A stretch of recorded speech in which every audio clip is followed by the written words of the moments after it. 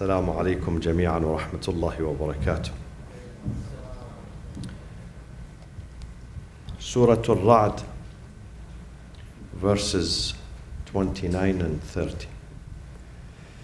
بسم الله الرحمن الرحيم. الحمد لله رب العالمين، والصلاة والسلام على أنبياء الله جميعا وعلى سيدهم وخاتمهم حبيب إله العالمين أبي القاسم المصطفى محمد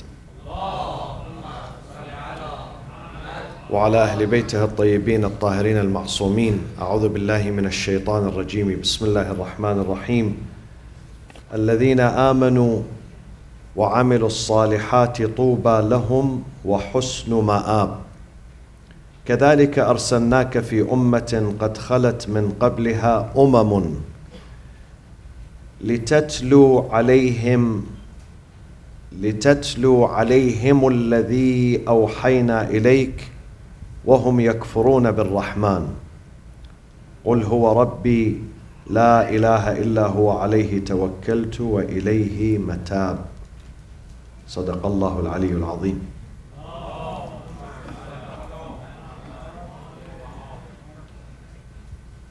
In this verse 29, the Holy Quran states that there are two prerequisites to enjoy this life and the hereafter.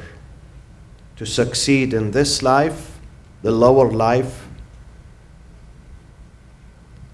and also to succeed in the hereafter. Just two prerequisites, no more. Two things. If you can achieve them, you will succeed. You will be happy in this life. And also in the next one you will be happy too. These two things, الَّذِينَ آمَنُوا وَعَمِلُوا الصَّالِحَاتِ, those who believe and perform righteous deeds. Those who believe and perform righteous deeds. Two things. Believe.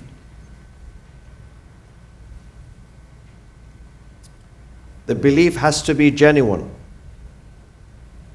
The belief in God, in His book, in the Prophet, in a day of judgment, the day of justice, the day of accountability. The belief has to be genuine. Sometimes we believe in God, but the belief is not genuine. We say that we believe in God, but we really do not believe in Him.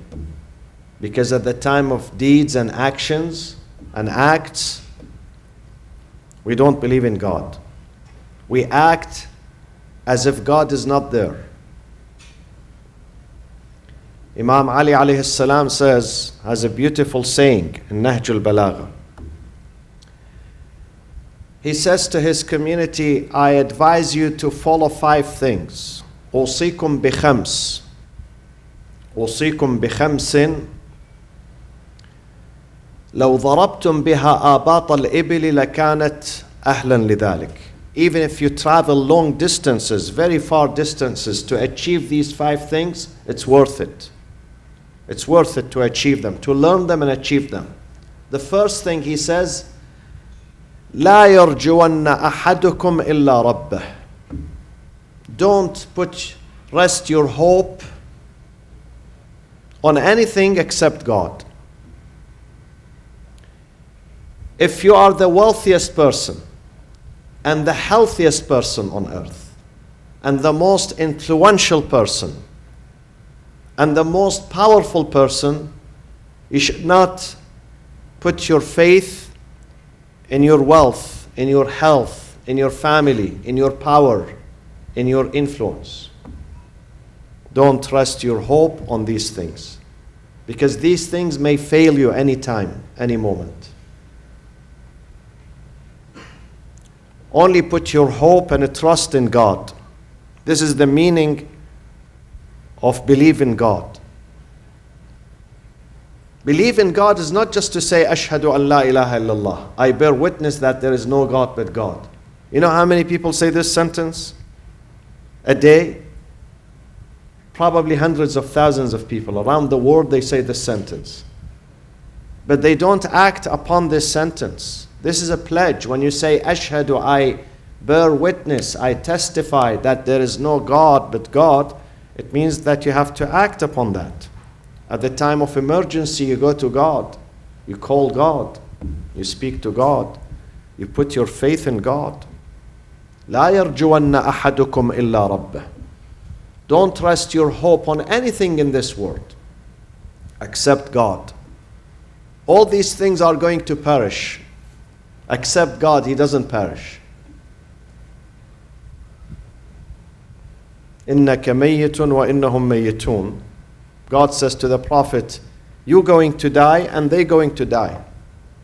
Nobody is going to survive. The only thing that survives in this universe is God. He doesn't die. He doesn't disappear. Put your faith, put your trust in God. لا يرجون أحدكم إلا ربه ولا يخافن أحدكم إلا ذنبه. Don't fear anything in this universe. Don't fear any government, any entity, any person, except fear from one thing. You have to fear from one thing. When you commit a sin, when you commit a sin, you have to fear of that sin. You have to fear of the consequences of that sin. Don't fear of anything in this universe except your own sin. When you commit a violation, you have to be fearful of that. If you don't repent, if you don't go back to God, if you don't try to erase these points. You know how the DMV, they put points on your driver's license? 3 points they take away. This is exactly what the sin does to our file. Takes points away.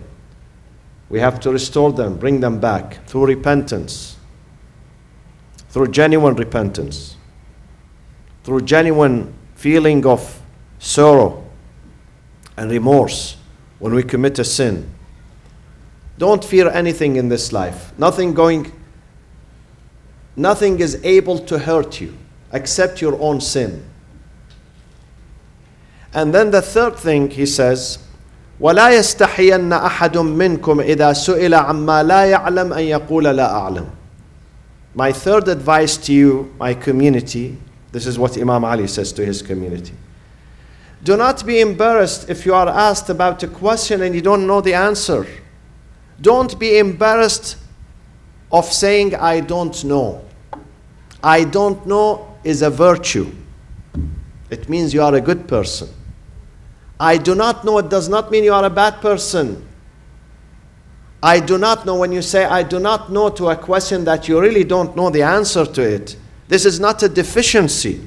This is perfection. It's a perfection. It's a sign of human perfection. Don't be embarrassed. God is not expecting you to be Google, knowing everything. We have limitations. And then the fourth thing he says, وَلَا يَسْتَحِيَنَّ أَحَدٌ مِّنْكُمْ إِذَا لَمْ يَعْلَمِ الشَّيْء أَنْ يَتَعَلَّمَهُ. Do not also be embarrassed if you don't know something to go and learn. There is no embarrassment when you learn. You get a credit. Don't say my age does not permit me, my status in the community does not permit me to go and learn. Sometimes we learn things from the kids. There's no embarrassment. I say this not a joke, a reality. I sometimes ask my son Ali here many questions. I don't know them. I call him, Ali, come down here. I want to ask you. He gives me the answer. There is no embarrassment. We learn. We have to learn. There is no embarrassment in learning. There is embarrassment when there is opportunity to learn and you don't learn. You decline. وَلَا يَسْتَحِيَنَّ. Do not be embarrassed when there is something good to learn and you go after it and learn it. Don't be embarrassed. Sit and learn. And then number 5, he says, this is very powerful. He says, وَعَلَيْكُمْ بِالصَّبْرِ. Get hold of patience in your life.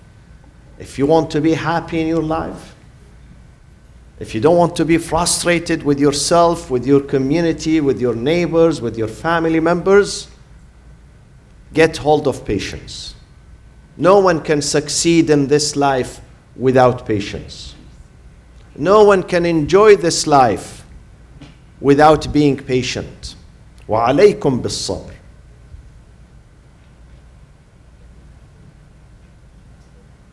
No one is able to move forward without patience. Every day, every step of this life requires patience. Every step. Look at those people around you who are successful. They did not become successful because they were always frustrated or impatient. Because they were patient. Sometimes you have to be patient with hunger, sometimes with loneliness, sometimes with poverty, sometimes with people around you. You have to be patient and tolerant. وَعَلَيْكُمْ بِالصَّبْرِ. So God says there are only 2 steps, no more. الَّذِينَ آمَنُوا وَعَمِلُوا الصَّالِحَاتِ. Those who believe and perform righteous deeds, طُوبَى لَهُمْ. Theirs is a blessedness in this life. طُوبَى لَهُمْ. And in the next one, وَحُسْنُ مَآبٍ. And a beautiful return to God. You enjoy both, this one and that one. Blessedness means stability, peace in your life. People today are searching for peace. Every family, every individual, every country, every society is searching for peace. Where do we find peace? Which pharmacy today can provide me with a medicine called peace? Which pharmacy? Which hospital? Peace, when you believe in God, true belief in God, a true trust in God, and righteous deeds. Righteous deeds earns you peace of mind, earns you stability, it earns you content. Nothing is better, no quality in this life is bigger and better and more powerful than being content. Inner content inside you. You are happy with what you have. You are happy with what you have. You are also happy when you don't have something. When you don't get it, when you don't make it, you are still happy. You don't get sad for that. God says to Prophet Muhammad in chapter 20, Surat Taha. And through him to us, God is speaking to us, but through the channel of the Prophet. He says, وَلَا تَمُدَّنَّ عَيْنَيْكَ إِلَى مَا مَتَّعْنَا بِهِ أَزْوَاجًا مِّنْهُمْ زَهْرَةَ الْحَيَاةِ الدُّنْيَا. Do you want to be happy in this life? You don't want to stress out? You don't want to live in anxiety and depression and sadness? Listen to this tip. God says to the Prophet, do not look at what other people have in their life. Don't compare yourself to others. If you keep comparing yourself to your neighbors, to your brothers, to your friends, you will die with sadness.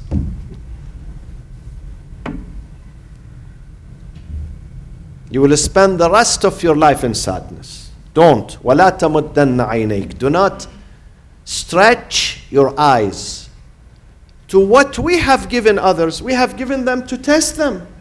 It's a test. Some families, we give them children to test. Some families, we give them wealth. Some families, we give them democracy. Some families, we give them good neighborhoods, good governments. These are tests. These are all tests from God. Don't wish what others have. Be content in what you have. Sometimes you have better, but you don't discover it. You look at something which is downgraded. You have it at home. You have the best quality of that product, but you don't pay attention to it. Some people are far-sighted. They are not short. Sometimes we have to be short-sighted to see things, the good things around us. وَلَا تَمُدَّنَّ عَيْنَيْكَ إِلَى مَا مَتَّعْنَا بِهِ أَزْوَاجًا مِّنْهُمْ. We have given some families Few things. Zaharat al-hayat al-dunya. This is temporary. This is like a pacifier that a child has. Pacifier. We give the child a pacifier just to silence him for a couple of hours. God has given all these things as pacifiers for us because we are children. لِنَفْتِنَهُمْ فِيهِ. We have given them these things in this life, worldly gains, just to test them. لِنَفْتِنَهُمْ فِيهِ. To test them. وَرِزْقُ رَبِّكَ خَيْرٌ وَأَبْقَى. Just ask God and look up to what God has saved for you. Don't look up to what people have. Don't look at people's homes and cars and businesses and what they wear and what they do and what restaurant. Don't. Focus on your journey in this life. These things are distractions. These things would earn you depression. Do you know the study says the more you use Instagram and Facebook to see what people have, to see their pictures and their journeys, and the more you become depressed. This is a fact. This is a scientific fact. This is a research. Many people sometimes, they spend most of their days checking what people, they went to this vacation, they purchased this, they did this, they had this. It's not good. This is not good. This is not good. Don't do that. Don't hurt yourself. Focus on yourself, your family, your life. Cancel Instagram. Believe me, cancel it. Shut it down. Shut it down. You are not going to benefit from that. Tell me, what's the benefit of Instagram and all these things? Only keep it Twitter, because I have a Twitter, So, God says, الَّذِينَ آمَنُوا وَعَمِلُوا الصَّالِحَاتِ طُوبَى لَهُمْ. Tuba, what's the meaning of Tuba? In English, it is blessedness. Tuba in Arabic is the feminine of tayyib. Tayyib is delicious and good. The masculine is tayyib, delicious. Anything which is good, pure, delicious is called tayyib. Tuba is the feminine of it. This is why some ladies' name are Tuba. It means they are good, inshallah. Okay? The masculine is tayyib, the feminine is Tuba. So this is number one. Tuba means when you are content in this life. The second meaning of it is a metaphor. We've been told that in paradise, Tuba is a name of a tree that grows in the house of the Prophet sallallahu alaihi wasallam, and stretches its branches to the homes and the properties of the believers. They enjoy the shade of that tree. The tree grows in the house of Rasulullah, the messenger of God, stretches its branches to the people who love the Prophet and follow him and follow his family. They enjoy the shade of this beautiful tree. Tuba lahum. So if you want to enjoy this shade, you have to subscribe to the Prophet, to his tradition, to his manners, to his way of life, to his teachings. Tuba lahum wa husnu ma'ab. Husnu ma'ab means they have a beautiful return to God. My friends, many people in this life, they fear death. And they are rightly so. We have to fear death. I mentioned last week, death is a very mysterious journey. We don't know what happens to us. We read books, we read the Quran, we read the sayings of the prophets and the imams. At the end, we have zero knowledge about death. Because God says you would never know unless you experience it yourself. This is a verse in the Quran. God says you would never know anything about death. Your knowledge is zero until the day you die. You're going to see and hear new things that you never heard of before. Nobody told you about. This is a verse in the Quran. You come across scenes, nobody told you about them. It's all surprises. Death is very mysterious, my friends. The Prophet says, the most horrific scene I have seen in my life is the grave. He says, I come across many horrific scenes. terrible scenes. But nothing terrifies me like the grave. ما رأيت منظرا فظيعا إلا والقبر أفظع منه. Whenever I come across a horrific scene, I remember that the grave, qabr, is more horrific. Why? Because we really don't know what will happen. I don't know. Here, when you go to a country, you check it out. The State Department, they have a list of countries. They tell you about this country and that country. So you go there and you expect, maybe 80% of what they say is right. But nobody has given. The State Department does not tell you about death and what happens in that life. They don't know themselves. Even the CIA, they don't know. Nobody can tell you what happens to you when you cross the line into the next one. Nobody knows. It's a mystery. Nobody knows. وَبَدَى, this is the verse in the Quran. وَبَدَى لَهُمْ, to the dead people, they're going to see مِنَ اللَّهِ, from God, مَا لَمْ يَكُونُوا يَحْتَسِبُونَ. They never thought of this, what they see after death. They never thought about it. They never anticipated this. Very mysterious journey. We have to be prepared. God says, if you have good faith in me, good trust, and you do righteous in this life, you're going to have a safe passage there. Don't worry. يا أيتها النفس, سورة الفجر. يا أيتها النفس المطمئنة ارجعي إلى ربك راضية مرضية. Return to your God, pleasing and well pleased. راضية مرضية. فادخلي في عبادي. Then enter into my community there, ibadi, my servants, وَادْخُلِي جَنَّتِي, and enter to my paradise. So you're going to have two peaceful lives, here and there, with two prerequisites, no more. Good belief, genuine belief, and righteous deeds.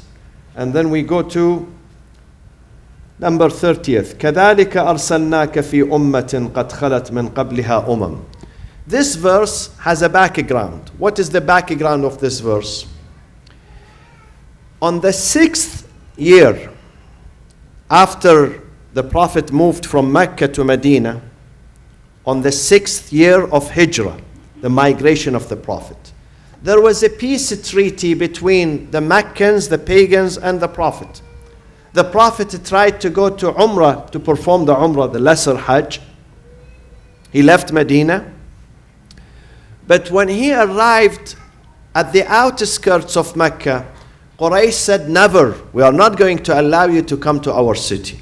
Imagine the Prophet, he was born and raised in Mecca for 40 years. Now, they tell him, go back to your country. As some people say here, go back home. This is exactly what the pagans of Mecca said to Prophet Muhammad. He is born and raised in Mecca. He's Meccan. And for 53 years he lived in Mecca, for 53 years. And now they tell him, go back home to Medina. So they had a peace treaty. To make the long story short, they signed a peace treaty. The peace treaty is called Al-Hudaybiyah, because that was the name of the location, the area, the village. So when they sought to sign the peace treaty, the Prophet said to Imam Ali, he said to him, get a pen and paper and write down the articles of this peace treaty. He said to him, write Bismillahir Rahmanir Rahim, in the name of God, the most compassionate, the most merciful. Quraysh said, hey, what is Rahman, what is Rahim? We don't recognize God. We don't even recognize him as being compassionate or merciful. What are you talking about? If we believe God is compassionate and merciful, we will join your group. We don't believe that he's compassionate. Write Bismika Allahum. The Arabs before Islam, they used to write their letters with this sentence. In your name. That's it, in your name. Who is he? We don't know. Is he Buddha? Is he this? Or Bismika Allahum. It doesn't have merciful, it doesn't have the Prophet said to Imam Ali, write as they say. He was humble. The Prophet did not didn't want to wage a war, he said, write down. So Imam Ali wrote, Bismika Allahum.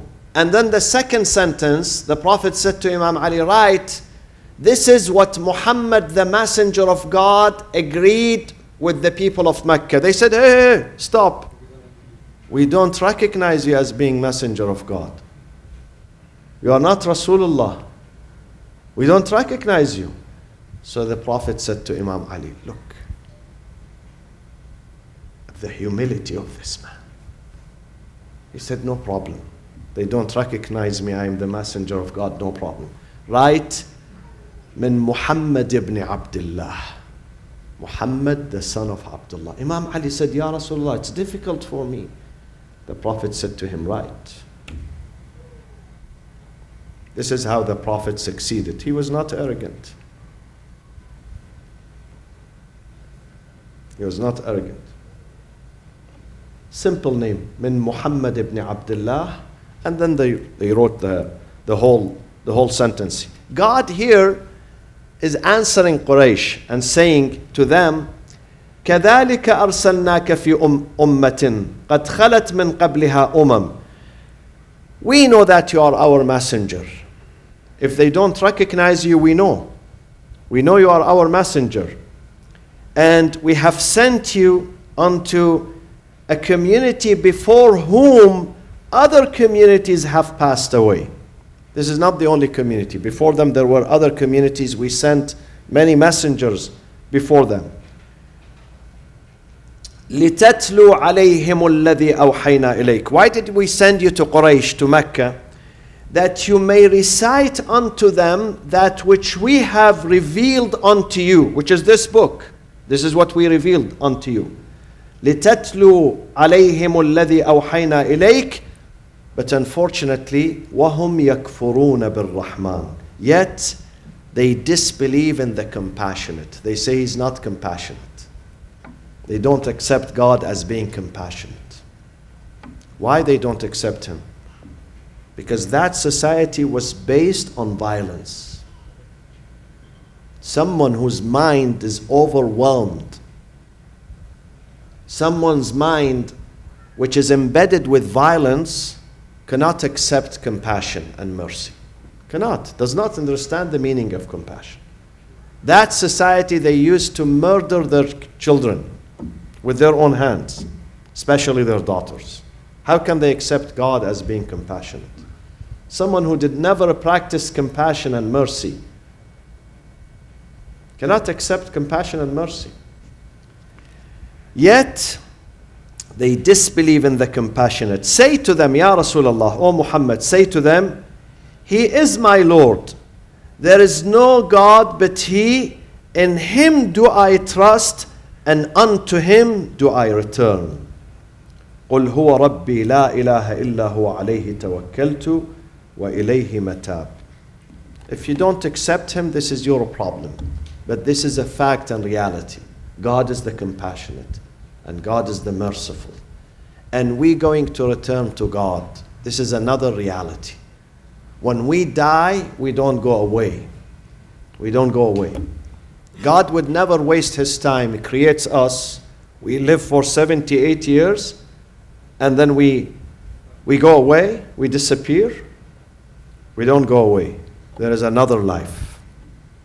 And that life is going to come soon. We will see it. And we see it every day. We see people who left us. They went before us. They arrived there. And we're going to follow them. My condolences to the family of Dr. Mehdi Muradman, to his honorable wife, his honorable daughter, to his brothers-in-law, Dr. Ismail, Haj Jafar, and his son-in-law, and to the rest of the family of Muradman and Yasai, and also to the family of Mirafati for the departure of their honorable mother, Haj Asmat Khanum. May Allah bless their souls, inshallah, in paradise. They left before us, and we will follow. هم السابقون ونحن اللاحقون. There are forerunners who left, and we're going to join. And nobody can stay behind. No one in this life is going to stay behind. It's a matter of time. It's a matter of time. We all have to embark on this journey. This is our eternal journey. This is where we come, where we came from. Inna lillah wa inna ilayhi raji'un. We came from Him, and definitely to Him we're going to go back. Allahumma aghfir lil mu'minina wal mu'minat wal muslimina wal muslimat الأحياء منهم والأموات تابع اللهم بيننا وبينهم بالخيرات إنك مجيب الدعوات إنك غافر الخطيئات إنك ماحي السيئات وجاعلها حسنات إنك على كل شيء قدير. Tomorrow inshallah the Friday prayers is at 1 p.m. inshallah. وإلى أرواح المؤمنين والمؤمنات ثواب الفاتحة مع الصلاة على محمد وآل محمد.